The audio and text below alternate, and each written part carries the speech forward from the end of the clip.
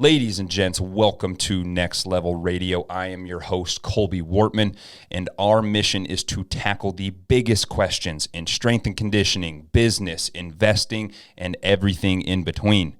We bring to you the best people in every sector so that you, the listener, can benefit and learn from the best in the biz. Whether that is S&C or business, you can rest assured you're getting the best knowledge available. All right, it's time we all grow up a little bit. Ditch the pre-workout. It's not 2007 anymore, and it's nothing like Jacked 3D. Ditch the shaker. You're not 4 years old, and you don't need a bottle anymore. And get yourself the best dippable pre-workout on the market. Each pouch is patriotically packed with 300 milligrams of caffeine and vitamins because shaker bottles suck.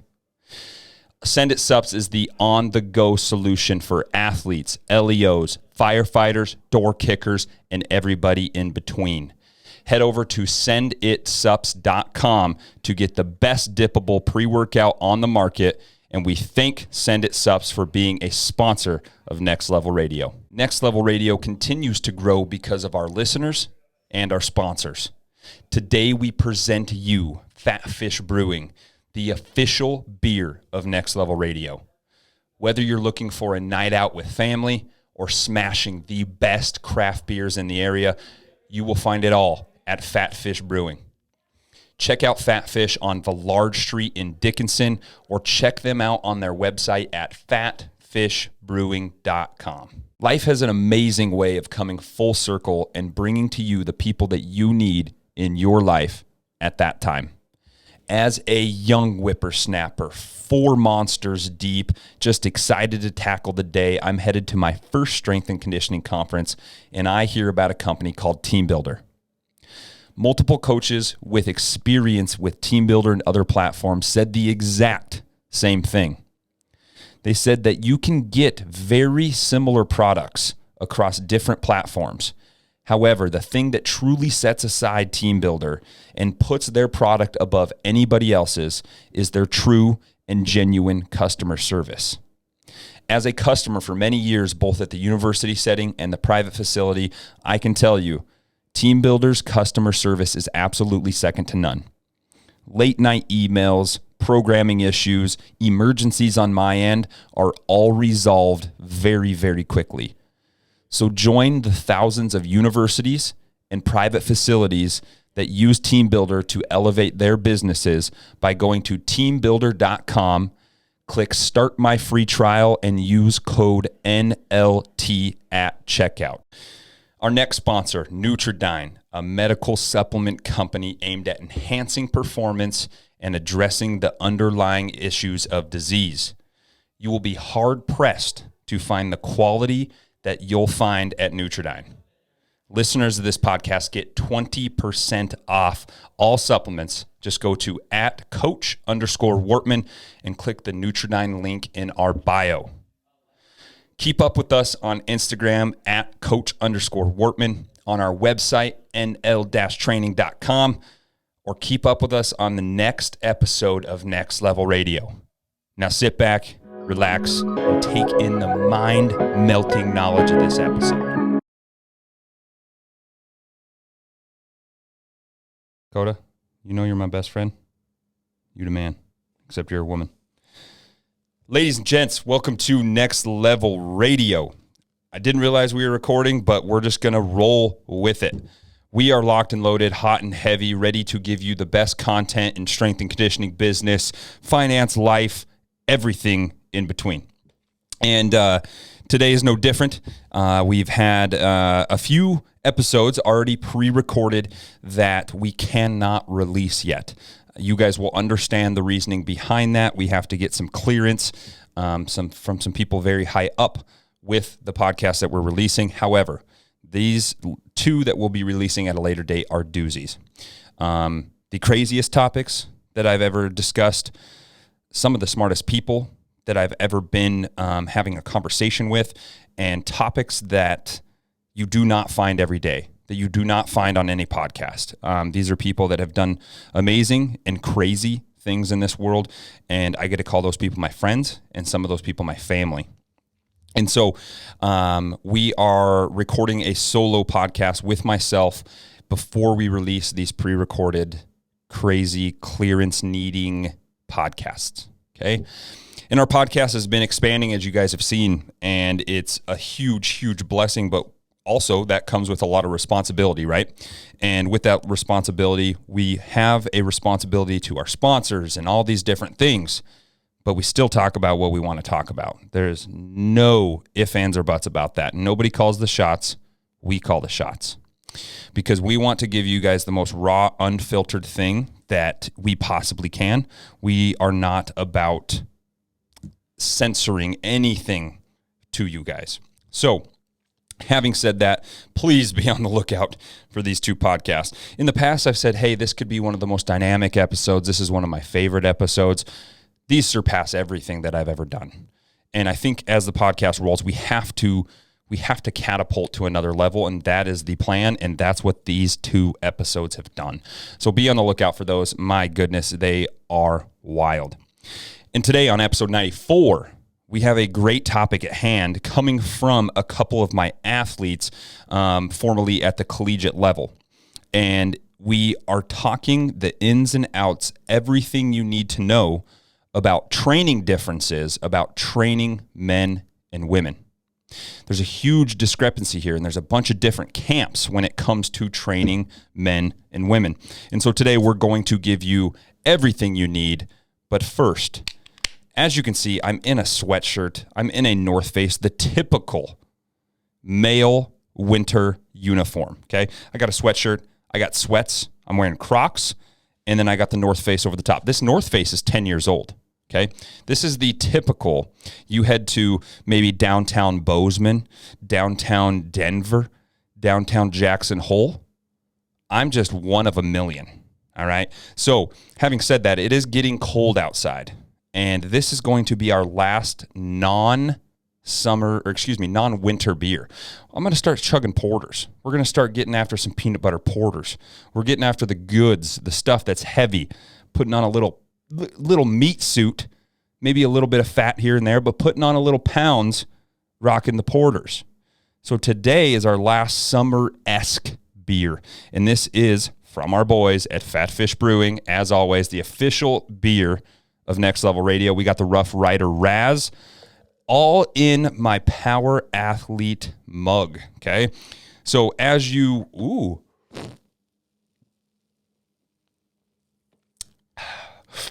become more veteran at the Power Athlete gang, you get achievements, you get things from the company. And this is my second year round, so we finally got our big mugs, freaking awesome, sweet mugs, and it makes beer taste 10% better, is what they've said. So let's give it a shot.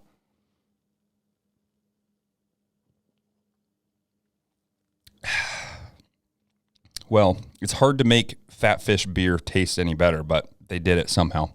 The Rough Rider Raz is, hands down, one of their best beers. I'm not even a fruity beer guy, and that is legit. So let's get to the cream of the crop, okay? Let's get to the bee's knees, the things we need to talk about today, and that is the differences between training men and women. And the big thing that we want to look at is the discrepancies in biology and physiology, but also what's your brain telling you, okay? How do I feel about training women versus men? Come off as this type A masculine person. However, there might be some things that surprise you in this podcast.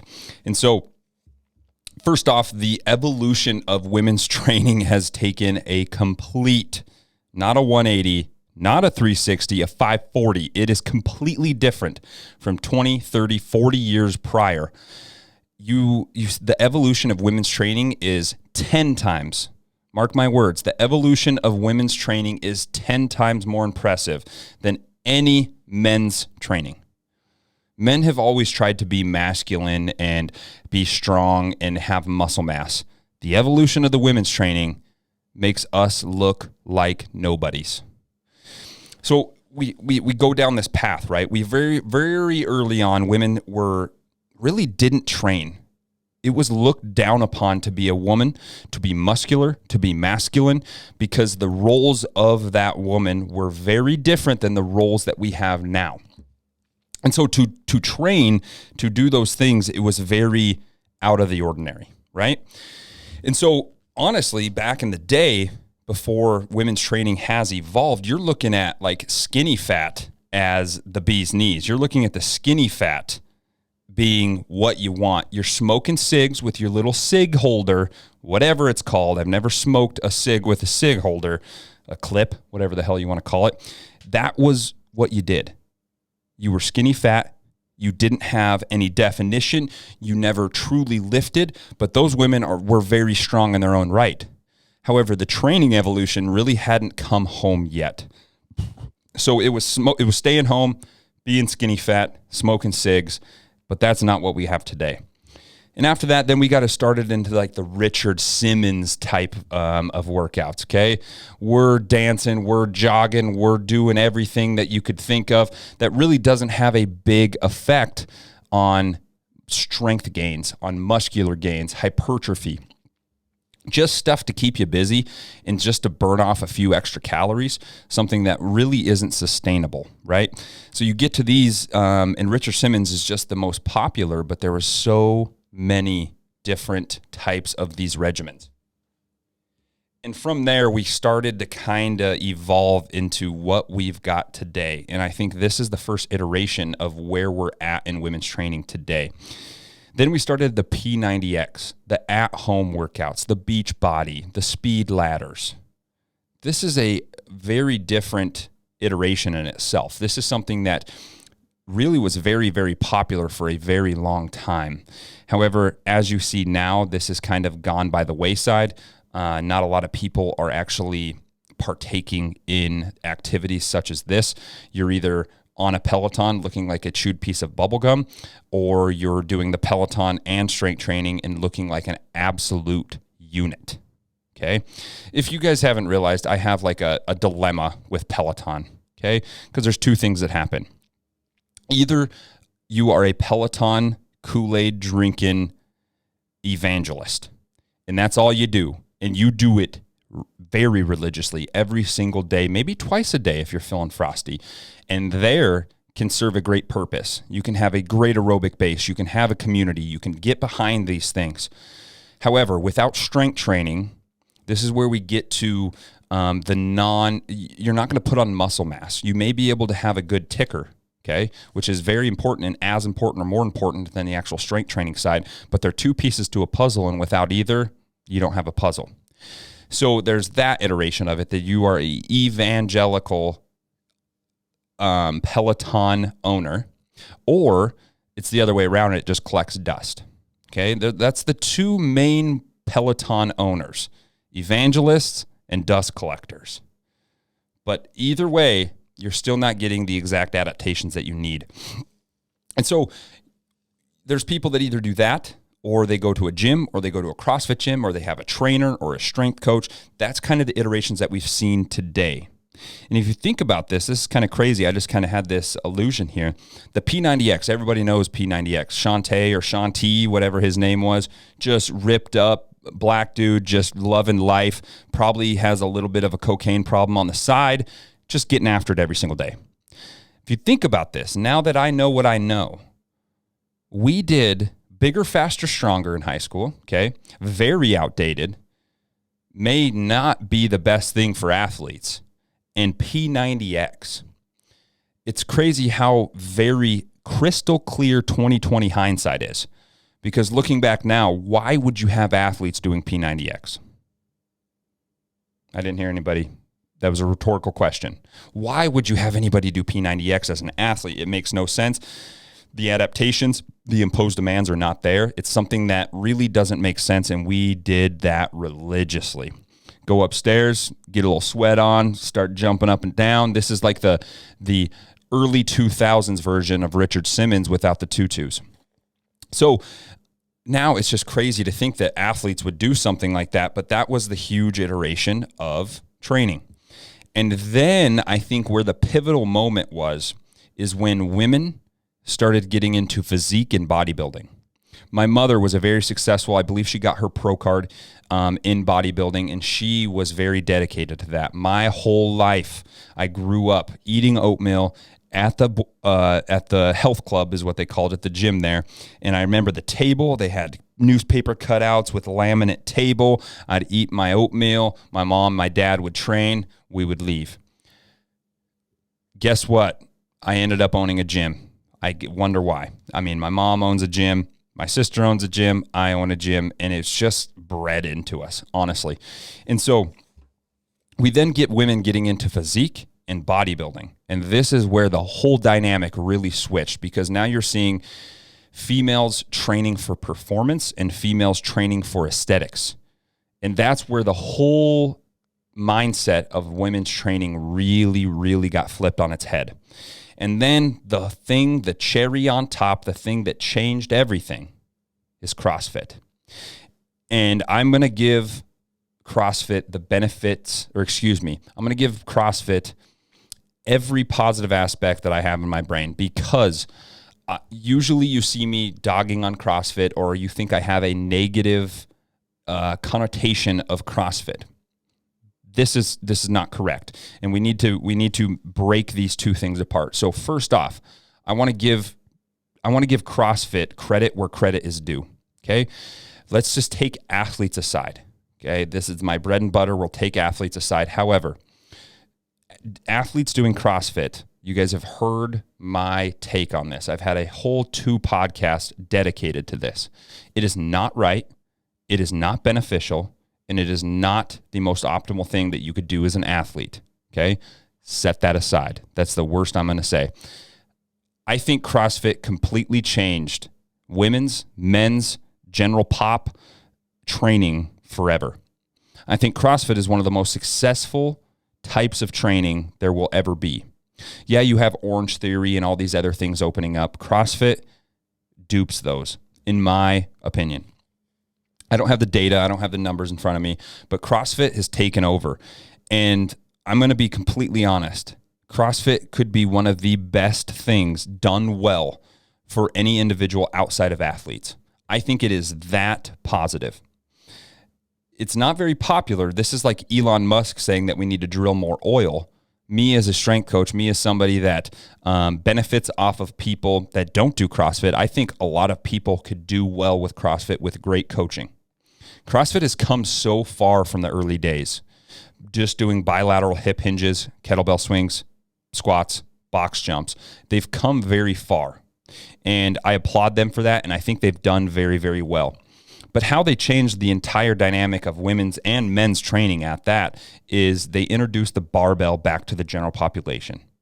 Back in the day, let's take the golden era of bodybuilding. You have Arnold, you have all these amazing bodybuilders who usually did not use a lot of barbells, okay? We did a lot of free weights. We did a lot of stability stuff. Increased stability equals increased activation for the muscle, which causes more hypertrophy. This is the routines that they would do. Back in the early days, in the golden era, in the early Louis Simmons Westside Barbell days, you had to go to a dungeon basement gym just to find barbell training, just to get heavy loads, just to get under very, very heavy weights with the barbell. And so CrossFit completely changed that. It reintroduced barbell training, because early on, that's a lot of what it was, barbell training into the general population. And it completely changed everything. The wide impact that CrossFit has will never be known until it's gone. And I don't see it going away at any time soon. It has changed the lives of so many people, allowed them to train for performance. And if that's CrossFit, that's CrossFit. It has allowed people to be healthy. It has allowed people to have a community. It has allowed people to have proficiency with movement. It has increased aerobic basis. It has increased muscular endurance. It has elevated a whole population set of people in our country and in our world. And it's taken over like wildfire. And I think it can be a great training modality done right for many, many general population adults. Okay. It is very, very positive. And You probably think I'm losing it because you guys think that I just absolutely hate CrossFit. We just have to draw the line between general population and athletes. If that line can be drawn, I believe CrossFit is very, very positive. When that line is drawn, I think there's not a lot of things that are better that accomplishing their goal than CrossFit is. So without that tangent, I mean, CrossFit in my athletic world is a different story. However, if you now look, and I'm going to post some pictures on here, if you now look at the women athletes that have come out of CrossFit and came out of the early P90X Beachbody days and then made their way into CrossFit, you start looking at those women's physiques, those women's performance in the sport of CrossFit, the sport of working out, is astronomical compared to men, and astronomical not compared to men.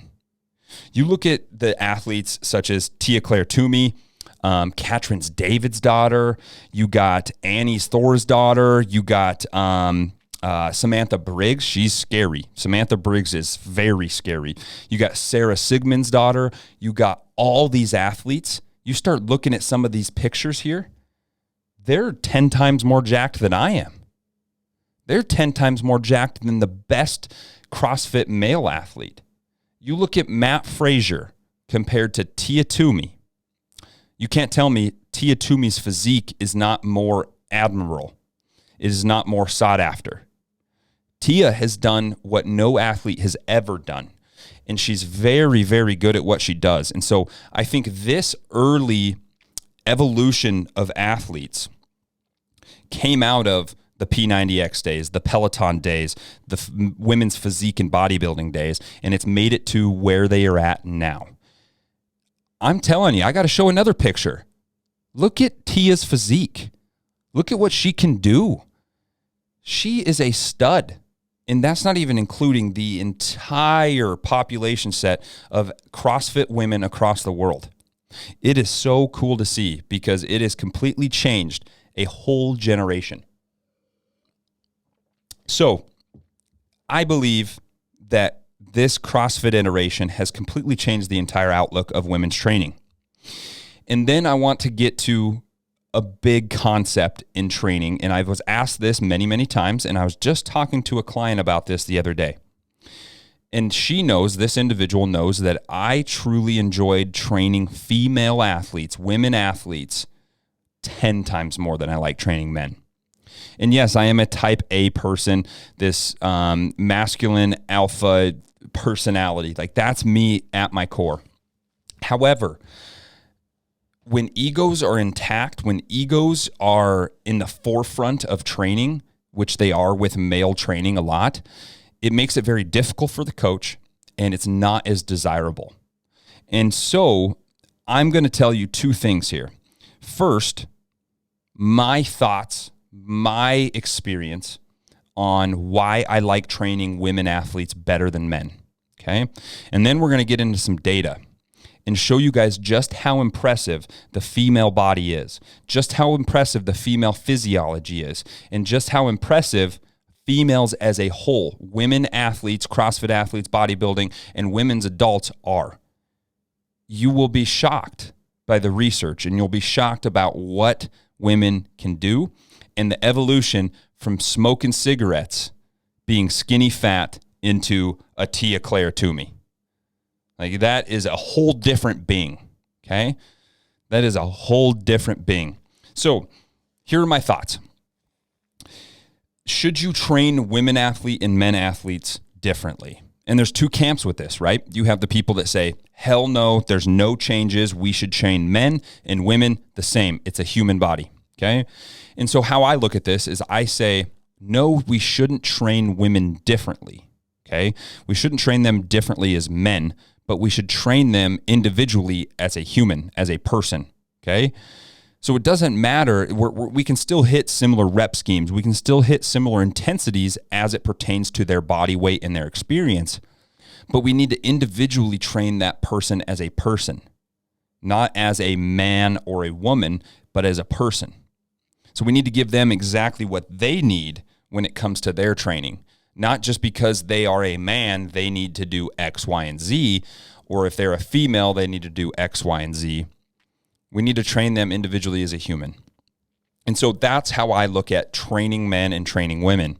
But now my experience, why I actually gravitate, why I levitate towards training women athletes. And it's no secret. I grew up with 4 sisters. I was the middle child of 4 sisters. Life was crazy, many tampon runs, many having boyfriends over and sneaking into the room, many of these ordeals. And I grew up as a protector, as somebody that truly valued my sisters, as I learned from them, as I grew with them. When they left for college, it was the most devastating day of my life. And so possibly that nature versus nurture, I was definitely grown up to be a father figure, somebody that could be a great brother to a sister, somebody that can be a protector for those people. And so I do gravitate towards women athletes, but that's not the only reason. That's just that nurture aspect of nature versus nurture. So when I do train women versus men, what I have found in my experience is women come to work, whether it's 5 a.m., whether it's 6 p.m., women come to work, okay? 90% of the women that I train, both athletes and non-athletes or ex-athletes, they're on a mission. They're coming there to work. They're not coming there to lollygag. Yes, is there days that are better than others? Of course.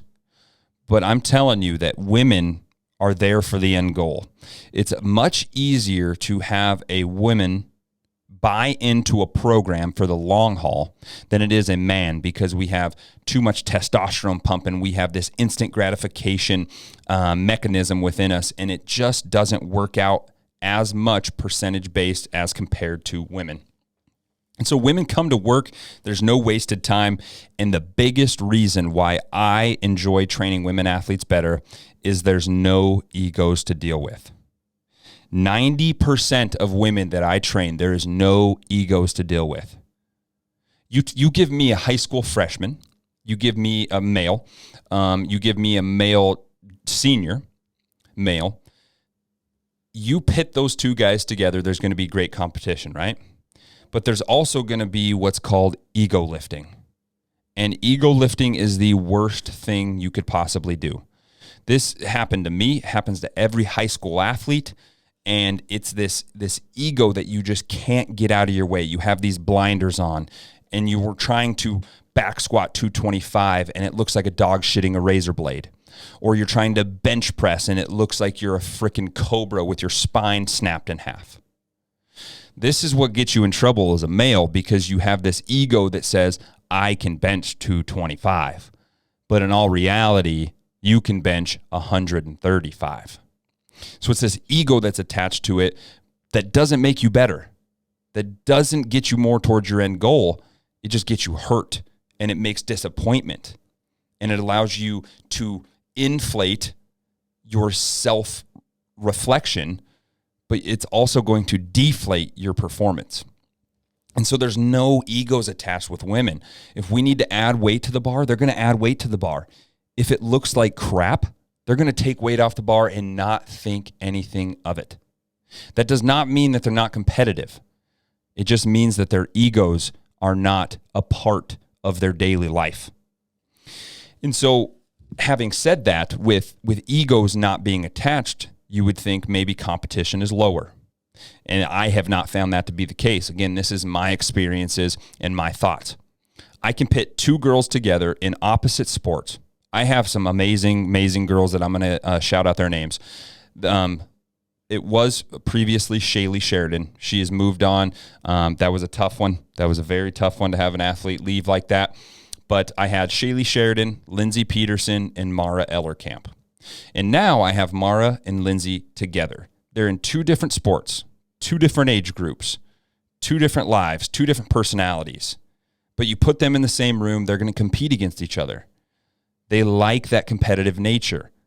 And it's something that I've found you can start one-on-one with athletes, but putting them with other like-minded athletes is the biggest and best thing that you can do. And so competition is still at an all-time high without the egos. You can't tell me that that's not more desirable as a coach. That's exactly what you want in an athlete. And so what I found is the competition's high, the egos are gone, and women are coachable and respectable every single time. In my former years being a former collegiate strength and conditioning coach, I had men's sports, trained the football team, and I had women's sports, volleyball, softball, men's and women's basketball. And my favorite, hands down group, no questions about it, women's basketball. I truly enjoyed training the sport of basketball because I have an argument that I think basketball is the most athletic sport in the world. You can have your experiences and what you think, but I truly believe that basketball as a whole is the most athletic sport there is. You need to be able to turn on a dime, sprint on a dime, hand-eye coordination, jump, shoot, run, all while you're being fatigued. This is something that you don't get many rests. You don't get a 5-second play and then a 40-second rest. This is something that it is bang, bada, boom, very fast, and you have to play at a high level. So I enjoyed the aspect of just training basketball as a whole because it wasn't my cup of tea. And then I began to really, really enjoy every single session. Having said that, the women's basketball team, very respectable. You're always going to have bad eggs in an omelet, right? You're always going to have that. And I had plenty of them. But 90% of the girls respected me and I respected them. They were coachable, moldable, right? Because you can provide these different stimuluses, provide different guidance for these athletes, and they're going to take it and run with it. These athletes, you ask them to run through a brick wall for you, they're going to ask how fast and how big a hammer. This is the athlete that you really want, right? And this is very desirable, and I'm not just saying this to say this. My women's sports just seem to be more respectable, coachable, no egos, and competition's high. Nothing gets better than that. That is an optimal team. Again, you're always going to have bad eggs, but that is what you're looking for. So overall, in the big long term, in the chronic view, the big long-term view, women are going to work harder for you. They're going to respect you more, and they're going to be tied in for a much longer period of time. They're going to be more consistent. For some reason, women just are able to tie into a long-term goal rather than a man who needs that instant gratification. My biceps need to get a new vein every week. I need to gain a centimeter on my biceps once a day. You know, there's these crazy things. And I just believe that they work harder. They're going to be more consistent over the long haul. And now that we're getting into the research, that really does reflect. The research really, really does reflect that. And it's something that I wasn't aware of initially, but it's astronomical what the research says. So I'm going over an article because it's more digestible for you all. To kind of summarize, it's a meta-analysis built into an article. Okay, so for many of you know, a meta-analysis as itself is just a analysis of all the other studies. It's a study of studies. Okay, so you're studying the means, you're studying the coefficients, you're studying all the different types of studies within that umbrella. And for us, it's about men's and women's training and putting it all together and coming up with a hypothesis after that and a conclusion. Okay, so having said that, this is an article, but it's a meta-analysis of all the other studies, and this is vast and wide by Stronger by Science, and it's strength training women. Okay, so let's go up to the top here. So strength training for women, setting the record straight. This was done in 2019. Okay, so right off the bat, what does the research say? And a few key points that I wanted you guys to take home here today is the research. There needs to be more research done, right? Every topic needs more research. We need them to pit men and women together, both untrained individuals. We need to pit men and women both as trained individuals. And then we need untrained men, trained women, and trained men and untrained women. We need to pit all these data points together, but this is, as of today, what the best data shows. And so right off the bat, a few key points. While men start with more muscle mass and strength, relative strength gains actually tend to be larger in women. at least in the short term. This is especially true for younger women and upper body strength gains. Number 2, long-term relative rates of muscle growth and strength gains are probably roughly equal for men and women, though women can make slightly larger gains relative to their starting point. Okay? And number 3, women are not just little men or miniature men, and they're talking about like the biology of men. Everything's a little bit less. Muscle mass is a little bit less. Body weight's a little bit less. The only thing that's a little bit more would be body fat. So women are not just little men.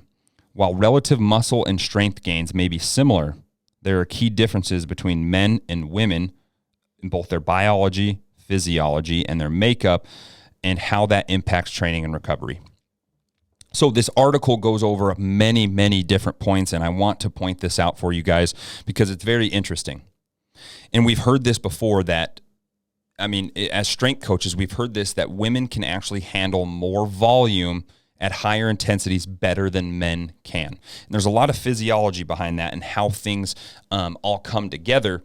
But what the research shows very, very basically is we're looking at both strength gains and muscle gains, and we're looking at thousands of different data points, thousands of different studies, okay? So right off the bat, overall strength gains for women as compared to men. There were 63 different comparisons of strength gains encompassing 3,332 different subjects. In these studies, men got 29.41% stronger on average, while women got 37.42% stronger. Okay, we're looking at from a starting point to the end point. Men were able to gain 29.4% more strength, and women 37.4% strength. The average difference was about 8%, with a 95% confidence interval from 4.53 to 11.43. This just shows on average that strength increased about 27% faster in women. In my experience, we see this on a daily basis. Okay. If you have two untrained individuals, a man and a woman, both untrained, right? The man is going to hit this crazy streak of just gaining strength, gaining muscle mass, gaining power, and then they're going to plateau a little bit, right? With women, we're technically seeing that incline, that curve, very much more steep. So women are going to be able to put on those strength gains and sustain those strength gains over a long period of time. That is something that is very, very important when it comes to longevity in your sport or getting to your end goal of being the best individual possible. And so when we look at less than 35 years old, men got 30.8% stronger on average, while women got 45.7% stronger. So we're looking at 30 to about 46% in difference, okay? So on average, strength increased about 48% faster in women. So we're getting this much steeper curve of strength gains as it pertains to women in the short term, okay? When it comes to upper body strength, as we said, upper body strength is gained much quicker for females as it pertains to males. So when we're looking at upper body, men were able to get 34% stronger, women 47%. That means 36% faster that women were able to gain strength. I'm telling you this from experience. I have some all-stars. Shaylee Sheridan, built like a absolute shit brick house.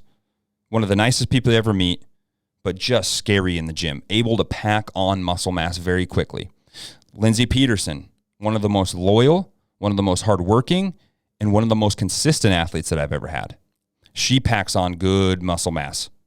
Mara Ellerkamp, one of the best, one of the most elite swimmers that have come out of this area in a long time. And she has done so well with her stature, with her strength, with her nutrition, and all things encompassing. Those girls all fit this mold.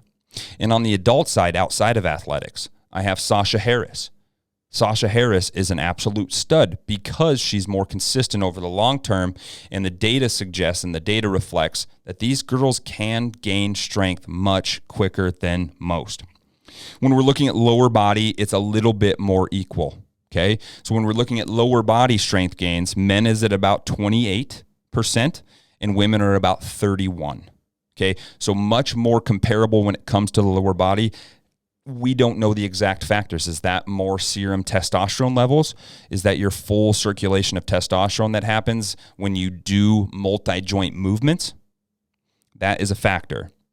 But as it pertains to upper and lower, women blow men out of the water when it comes to upper body strength. So when we're looking a little bit more long-term, and in studies, 20 plus weeks is long-term, okay? So when we're looking at a comparison of 20 different studies lasting over 20 weeks, having 927 different participants, men were able to get about 29% stronger, while women were about 30. Okay, so very comparable over that long-term duration. But when we first start, that first go is impeccable and very impressive for women. When we're looking at different muscular growth, like if you guys can't tell, this is such a cool thing, like how much better, how much more efficient women are than men. You know, like we talk about having hard lives, like the only time that a woman can actually know how bad it is for a man to get a cold is delivering a baby all natural with no epidural. Like women are dogs, man. Women are absolute dogs. And you're telling me that it's not impressive that these women can put on more muscle mass quicker, be stronger, be more dedicated, have better long-term goals and better long-term success. Why wouldn't you want to just train women? It's the best of both worlds. The grass is greener over here. Men have egos. I have an ego. The grass is greener over here, ladies and gentlemen. So as it pertains to women, when we're looking at muscle growth, all that we were talking about yet is just strength gains, right? The most important part. In these studies, men increased measures of lean mass by about 2.03%. Women at about 1.92. So this is a great point here for everybody that really equates size of muscle to strength. And that's looking at a bodybuilding world that is completely different from athletic performance or even powerlifting or anything like that. Muscle size, the actual cross-sectional size of a muscle, does not dictate strength. Okay? So when we talk about actually building strength, this is getting stronger, being able to produce more force. That's all it comes down to. I can squat 100 or 500. I can produce more force at 500, okay? When we're talking about muscle growth, this is just actual building cross-sectional size of the muscle belly, actually breaking down, going into protein synthesis and rebuilding, actually building more muscle. So having said that, it's much closer, right? And then when we have direct measures of muscle growth, it's much closer as well, 13% to 12%. So where these women have a great step on men is actually getting strong, which is really, really cool because you would have thought the opposite is true. So with all this, there's always limitations to meta-analysis, regular studies, double blinds, whatever it is, there's always going to be limitations. And the limitations of this is that they need to have more studies on untrained individuals. These are trained individuals, so now if you think about strength gains, they're going to be much smaller than they are going to be compared to an untrained individual. It's just like starting to ride a bike. You start getting better really quick, and then it's not like you're just continuing to get better over the rest of your life. You know how to ride a bike without eating shit. That's all it comes down to. With this, more untrained individuals can see a crazy increase in strength, muscle growth, cross-sectional size, power, rate of force development, all these different things, and then we plateau. So the limitations is we do need more studies with untrained individuals. And with that, you never know the backgrounds, you never know the nutritional protocols, you never know all these different things, the biology behind the human that actually play into what we're trying to figure out here. So what the research is telling us is in women and men, There's no great research telling us that the rate of muscle growth is much different in men and women. But what we do know from these studies is that the difference in strength gains is significant between men and women. And this can be over the short term and the long term. It's very significant. And this isn't including putting exogenous hormones in the body, such as steroids for both men or women. This is both just trained individuals, natural athletes. So it's very clear that relative rates of strength seem to favor women, and relative gains of muscle are pretty far equal. Okay, and so how this all breaks down, and I'm going to put this in the show notes where we got this information, is why wouldn't you just want to train women? I mean, come on. I truly believe that maybe the nature versus nurture in my life has made me gravitate more towards women. However, we don't have egos. Competition is high, respectable, coachable, and they just tend to work harder. We tend to look at men differently because working harder means heavier weights. Working harder means more sets. Working harder means many different things. But when we compare that to the actual individual, working harder is just being more dedicated. It doesn't matter about the intensities. It's the intensities as it pertains to your body weight or as it pertains to your training status. And so having said that, I would like to see any of my other strength coaches out there. Who do you guys prefer? And I think I've given male athletes and men athletes a bad rap here. There's many great male athletes without egos, where competition's high, where they're respectable.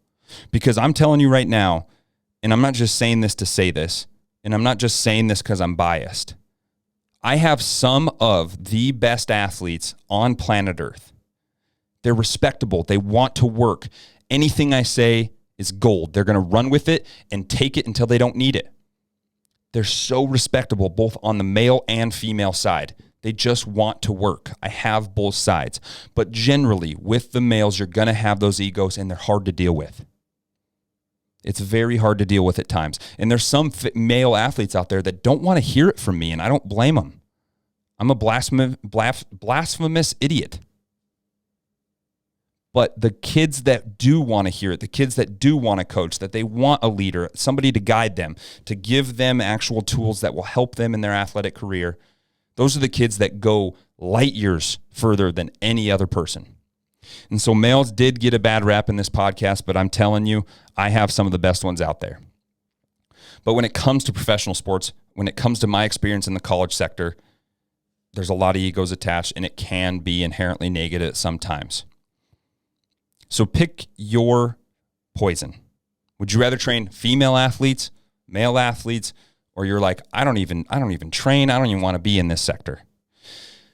I truly believe that it is an honor to train both types of athletes, but I've now got to the point in my career that I can pick and choose who I want to train. And that is the biggest blessing that I've ever had. When you're first starting off as a personal trainer and or a strength coach, you have to take on every single individual that walks through the door. Somebody that has totally different needs than an athlete. Somebody that has diabetes, or they're really wanting to lose some weight, or they're having back pain, or they've never trained in their life. You're taking that person because you need to feed your family. Now, as an established strength coach, as somebody that has had some success, it's the biggest blessing in the world to take the people that you want to take, because those people respect you. Those people actually want to be there. It's not my parents are forcing me to be here, or I just want to lose a few pounds for a wedding. The retention's very high. And for that, I just want to say thank you to all my athletes, all my clients. You guys are my best friends, man. This dog, my wife, my athletes and clients, those are my peeps. So I hope you found this very, very informational. I hope you can take this and actually read deeper. Hopefully this sparks something in your head. And I would like to hear, there's a poll at the bottom of this podcast. You just scroll up just a wee bit. It's going to ask you a poll. Do you like training women or male athletes better? So I appreciate everybody tuning in to Next Level Radio. is another beautiful day. Winter is coming, people. Russia is crazy. And we're in a very interesting time in this world.